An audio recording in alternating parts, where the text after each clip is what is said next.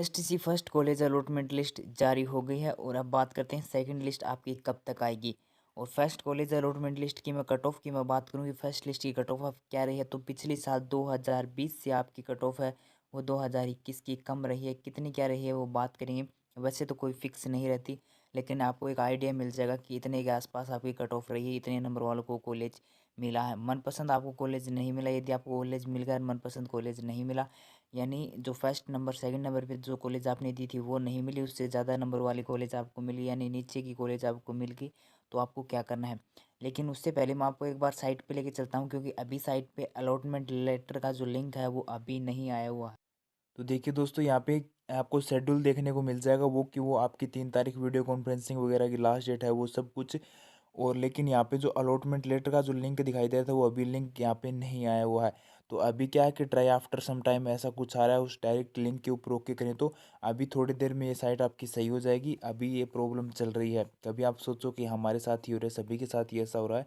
अभी आप ट्राई कर रहे हो तो अभी आपके अलॉटमेंट लेटर आपसे डाउनलोड नहीं होगा, यानी आप कॉलेज अभी चेक नहीं कर सकते। अब बात करते हैं कट ऑफ की कि क्या कट ऑफ आपकी क्या रही है। वैसे तो आपकी कट ऑफ है वो फिक्स नहीं रहती, आपको पता होगा, लेकिन मैं आपको एक आइडिया बता रहा हूँ कि इस साल इतने नंबर वालों को कॉलेज है वो मिली है फर्स्ट लिस्ट में, तो सेकंड लिस्ट में कितने क्या नंबर वालों तक आपका आ सकता है। पहली चोट मैं बात करूँ ओबीसी की, तो देखिए ओबीसी की मैं बात करूँ तो ओबीसी में 370 को कॉलेज मिल गया है। ठीक है, यानी 370 को कॉलेज मिल गया है। अब मैं ये मेल को इतने के अराउंड मिली है, तो फीमेल की कुछ आप नीचे लगा सकते हो, या फिर मेल में भी इससे नीचे को कॉलेज मिली होगी। कोई कन्फर्म तो रहता नहीं कि इतने नंबर वालों को ही कॉलेज मिलेगी, तो इसके आसपास मैंने बताया, यानी इससे 2-3 नंबर नीचे भी हो सकते हैं। तो इतने को आपको कॉलेज ज़रूर मिले ओबीसी में। उसके बाद बात करूँ मैं ईडब्ल्यूएस की, तो ईडब्ल्यूएस में 380 को कॉलेज मिली है कन्फर्म, लेकिन इससे नीचे वाले को भी कॉलेज मिली होगी। और उसके बाद एससी की मैं बात करूँ तो एससी में देखिए 350, तो 350 को एससी में कॉलेज मिली है, तो इससे नीचे कॉलेज मिली होगी। और राजस्थान वगैरह उसने किया तो वो अलग अलग जिस हिसाब से कॉलेज मिली उस हिसाब से उनको मिल गई होगी, अगर उसकी कम नंबर है तो। बाकी इससे इतने नंबर को तो मिली है, और इससे नीचे वाले को भी 2-3 नंबर नीचे भी मिली होगी। और उसके बाद एसटी की आप लगा सकते हो एससी के अकॉर्डिंग, इससे कुछ ना कुछ नीचे ही है एससी की। उसके बाद जनरल की मैं बात करूँ तो जनरल की कट ऑफ है वो ज़्यादा नहीं है, जनरल की भी 385 से 90 के बीच में आपकी जनरल की कट ऑफ है वो इस बार रही है। तो ज़्यादा और इससे कम भी रही होगी, लेकिन मैं आपको इतने नंबर वालों को तो कॉलेज मिला ही मिला है, इससे कम नंबर वालों को भी कॉलेज मिला होगा। किसी को मिला है तो कमेंट करके बताना ज़रूर। देखिए उससे पहले मैं आपको एक बार दस्तावेज़ के बारे में बता दूँ, इन डॉक्यूमेंट्स के बारे में। डॉक्यूमेंट्स के बारे में आपका डॉक्यूमेंट्स है वो सब डॉक्यूमेंट्स लगेंगे जो अभी आप 3,000 रुपये का रजिस्ट्रेशन करवाया, वो आपकी रसीद आपके पास होनी चाहिए। प्लस में आपके पास जो अभी आप फ़ीस जमा करवाओगे 13,500, उसकी रसीद आपके पास होनी चाहिए। 10th 12th की मार्कशीट आपके पास होनी चाहिए। आपका जाति प्रमाण पत्र इम्पोर्टेंट है, क्योंकि अभी मैं आपको एक बार 2020 की साइट के ऊपर लेकर चलता हूँ। जाति प्रमाण पत्र के कारण स्टूडेंट्स का एडमिशन कैंसिल हुआ है। मैं आपको डायरेक्ट यहाँ पे साइट के ऊपर डाला गया है, वो आपको मैं दिखा दूंगा कि जाति प्रमाण पत्र के कारण कितने स्टूडेंट्स का एडमिशन कैंसिल हुआ है। यहाँ पे आपको देखने को मिल जाएगा। ये देखिए, प्री डीएलएड परीक्षा 2020 के प्रवेश निरस्त अभ्यर्थी, यानी 25/8/2021 को 2020 के जिसका एडमिशन हुआ था उनके एडमिशन निरस्त कर दिए। किसके कारण? जाति प्रमाण पत्र के कारण, क्योंकि उनका जो डेटा उनका वो मैच नहीं हुआ। और मैंने कई बार वीडियो बनाया था कि करेक्शन, यदि आप में फॉर्म में यदि कोई गलती है, अगर आपके डॉक्यूमेंट से आपकी डिटेल मैच नहीं हो रही तो आप करेक्शन कर लो, अन्यथा आपका एडमिशन निरस्त हो सकता है।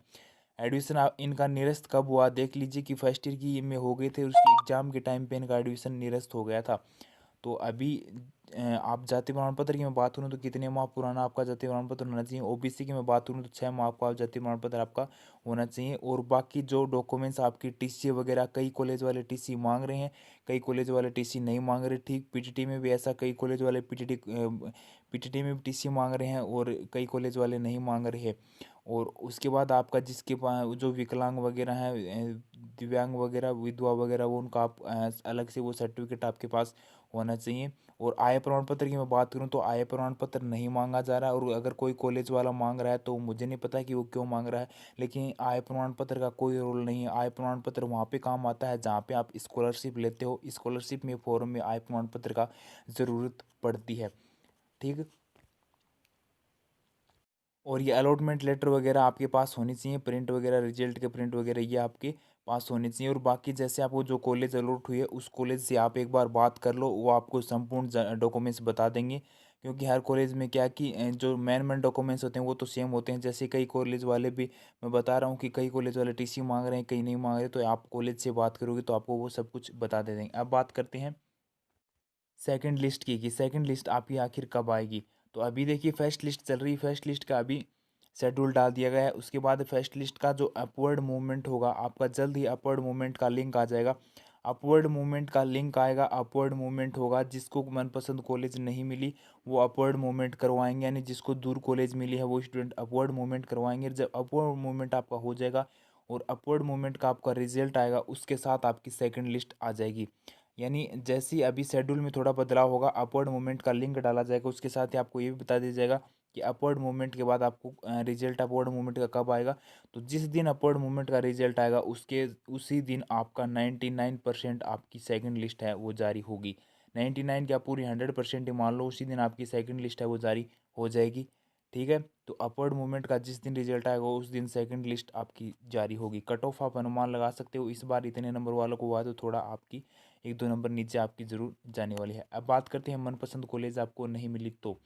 अपवर्ड मूवमेंट यानी आपने कितने कॉलेज भरी, किसी स्टूडेंट्स ने 10 कॉलेज भर दी मान लीजिए, 1 से लेकर 10 कॉलेज उन्होंने उसने भर दी, तो नीचे की 10 कॉलेज मिली या फिर इससे ज़्यादा नंबर की भी उसको कॉलेज मिल गई है, तो उसका क्या समाधान है। मैं उसकी समाधान की मैं बात करूँ तो देखिए, यदि आपको 10 नंबर की कॉलेज मिली है तो आपको क्या करना है, आपको पहले तो उस कॉलेज में आपको एडमिशन लेना है, फीस जमा करवानी पड़ेगी, एडमिशन लेना पड़ेगा।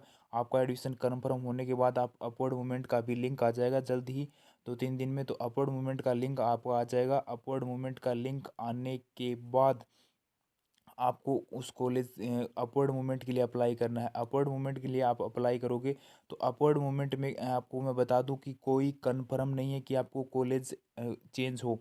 ध्यान से सुन लीजिए, कई अभ्यर्थी बोलते हैं कि हम अपवर्ड मूवमेंट करवाते हैं तो क्या हमें कॉलेज 100% बदलाव मिल जाएगा, कॉलेज में ऊपर की कॉलेज मिल जाएगी। तो मैं ऐसा नहीं कहता। आपको मैं बता दूं कि 10 नंबर की यदि आपको कॉलेज मिली है तो अपवर्ड मूवमेंट यदि आपको करवाते हो तो आपको 9वें नंबर की कॉलेज भी मिल सकती है। कन्फर्म नहीं है, कोई कन्फर्म आपको बता भी नहीं सकता कि आपको फर्स्ट सेकंड नंबर की चॉइस में से अपवर्ड मूवमेंट में कॉलेज मिल जाएगी। चांस है, चांस ले सकते हो। ऊपर की अपवर्ड मूवमेंट का फंडा ये होता है कि मान लीजिए आपको 10 नंबर की कॉलेज मिली है तो ऊपर की जो 9 कॉलेज है उसमें से आपको कोई भी कॉलेज मिल सकती है अपवर्ड मूवमेंट में। 5, 6, 7, 8, 9 कितने भी नंबर की कॉलेज मिल सकती है, 1 से लेकर 9 तक। कोई कंफर्म नहीं है कि आपकी कॉलेज चेंज हो, और ये भी कंफर्म नहीं कि कॉलेज बदली ही जाए। क्योंकि वहाँ पे अगर अगर सीटें खाली होंगी तो आपकी कॉलेज है वो वहाँ पे ऊपर ट्रांसफ़र कर दी जाएगी। लेकिन ये नहीं है कि फर्स्ट सेकंड में से आपको कॉलेज मिल जाएगी। तो आप अपवर्ड मूवमेंट है ये अपने आधार पे करवा लीजिए। मैंने आपको अपवर्ड मूवमेंट का फंडा वो बता दिया। और अगर कॉलेज आपकी चेंज नहीं होती तो वह की वो कॉलेज आपको मिल जाएगी, फिर उसी में आपको आपको बीएसटीसी करनी पड़ेगी। चाहे ऊपर जो कॉलेज मिलेगी उसमें भी आपको करनी पड़ेगी फिर अपवर्ड मूवमेंट के बाद। ठीक। तो आपको मनपसंद कॉलेज नहीं मिली, दूर कॉलेज मिली है, तो आप क्या कि फीस जमा करवानी पड़ेगी पहले, फिर उसमें एडमिशन आपका कन्फर्म होना चाहिए। उसके बाद आप अपवर्ड मूवमेंट के लिए अप्लाई कर सकते हो, और उसके बाद आप अपवर्ड मूवमेंट का चांस ले सकते हो। कोई कन्फर्म मैं तो कहता नहीं कि अपवर्ड मूवमेंट में कॉलेज चेंज हो जाएगी, चांस है, वो चांस आप ले सकते हो भी सकती है, नहीं भी हो सकती है। ठीक है। अब कई अभ्यर्थियों के सामने दिक्कत ये आ गई है क्योंकि वो बीएसटीसी बीएड विवाद फैसले का इंतज़ार कर रहे थे और उनका फर्स्ट लिस्ट में उनको कॉलेज मिल गई। तो अब वो क्या करें, आप जानो आपका काम जाने। अ, कि बीएड बीएसटीसी विवाद का फैसला 26 अक्टूबर को आना था, उस दिन सुनवाई नहीं हो पाई। रीज़न नहीं पता किसी को कि क्या रीज़न है। अगली सुनवाई की डेट अभी नहीं पता। लेकिन कई अभ्यर्थियों के सामने, जिसने भी मेरे जानकारी में जितने भी स्टूडेंट हैं, उन्होंने यही कहा कि अगर कॉलेज मिलती है तो ठीक है, हम फैसले का इंतज़ार करते हैं 26 अक्टूबर को। लेकिन 26 अक्टूबर को ये फैसला नहीं है। अब आप जानो आपका काम जाने। फर्स्ट लिस्ट आपकी जारी हो चुकी है, सेकंड लिस्ट आपकी कब तक आएगी वो अपवर्ड मूवमेंट के साथ आपकी लिस्ट आएगी। लेकिन उन अभ्यर्थियों के साथ कहीं ना कहीं उन वो अब परेशान है कि जिनको कॉलेज मिल गई है वो फर्स्ट कोर्ट फैसले का इंतज़ार कर रहे थे। वो सोच रहे हैं कि हम BSTC कर लेंगे, अगर बीएड को शामिल कर दिया तो 2 साल बर्बाद हो जाएंगे। आई डोंट नो, आप जानो आपका काम जाने। ये तो तुम खुद ही डिसाइड कर सकते हो कि आपको करनी है नहीं करनी है। तो इस वीडियो में बस इतना ही। आपने चैनल को सब्सक्राइब नहीं किया तो कर सकते हो आगामी अपडेट के लिए, और जो भी आपका डाउट हो आप कमेंट कर सकते हो।